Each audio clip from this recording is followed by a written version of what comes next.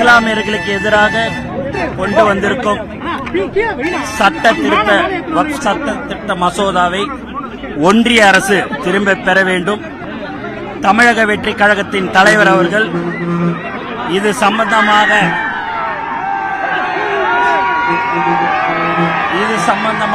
நேற்று விபரமான ஒரு அறிக்கை வெளியிட்டிருக்கிறார். இஸ்லாமியர்களுக்கு தமிழக வெற்றி கழகமும் எங்கள் தலைவர் அவர்களும் உறுதுணையாக நாங்கள் இருப்போம். இஸ்லாமியர்களுக்கு எதிராக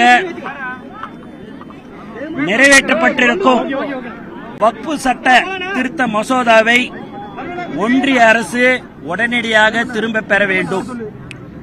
இந்த சட்டத்தில் தங்களுக்கு பாதிப்பு ஏற்படும் என்று இஸ்லாமியர்கள் தொடர்ந்து அச்சம் தெரிவித்து வருகிறார்கள்.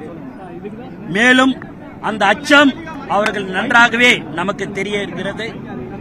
இஸ்லாமியர்களுக்கு எப்போதும் தமிழக வெற்றி கழகமும் தலைவர் அவர்களும் உறுதுணையாக இருப்பார்கள்.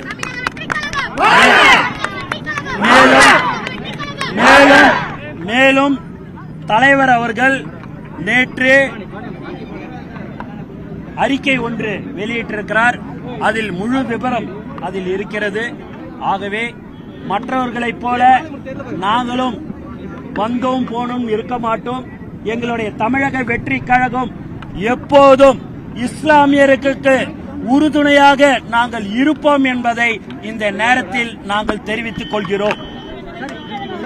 இஸ்லாமியர்களுடைய நலனுக்காகவும் வெளிப்படைத்தன்மைக்காகவும் தான் வக்ஃபு திருத்த மசோதா நிறைவேற்றிருக்கோம் மத்திய அரசு சொல்றாங்க.